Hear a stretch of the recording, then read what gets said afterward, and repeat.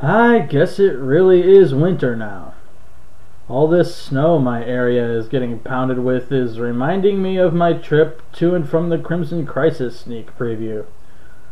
The sidewalks, if there were even sidewalks, were totally loaded with snow, so I had to bike in the street for the better part of both ways or walk.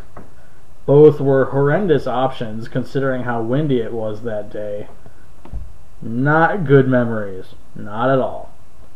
And to top it all off, I pulled nothing worth mentioning beyond my first secret rare in a long time, but even that was jank. I did, however, get a few freebies off people who didn't care for them, and among those cards was something I was hyping along with the rest of the scrubs at the time. Trap Eater. It was popular because it was probably the first piece of blatantly anti-meta to be printed.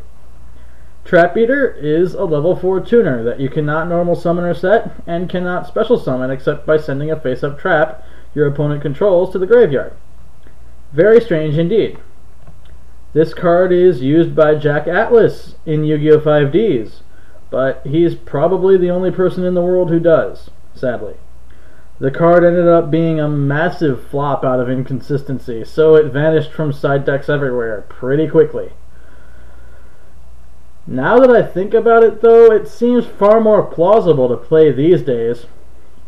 Zombie variants are siding and even maining Skill Drain. Black Wings are siding and even maining Royal Oppression. Lightsworn, okay, it's useless against Lightsworn, which is going to keep this card out of your main deck for certain. Aside from those, it shuts down some rogue decks you might encounter, except Macrocosmos. You can't summon Trap Eater by killing Macro, since Macro doesn't permit cards to go to the graveyard while it's active. Bummer.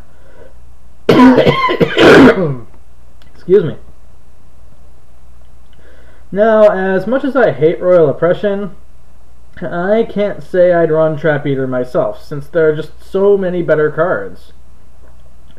To put this in perspective, Trap Eater is at best a situational +1. Then we have Breaker the Magical Warrior, who's hardly situational at all, and is also a +1. Much easier to play. But guess what? He's not used either. Probably why he recently went to 3. The format's just too quick for it, but Breaker is a topic for another video. That said, I'd sooner bank on a playset of Dust Tornado for my side deck, rather than Trap Eater, because it takes out threats much more cleanly and sets up my own via Call of the Haunted or whatever.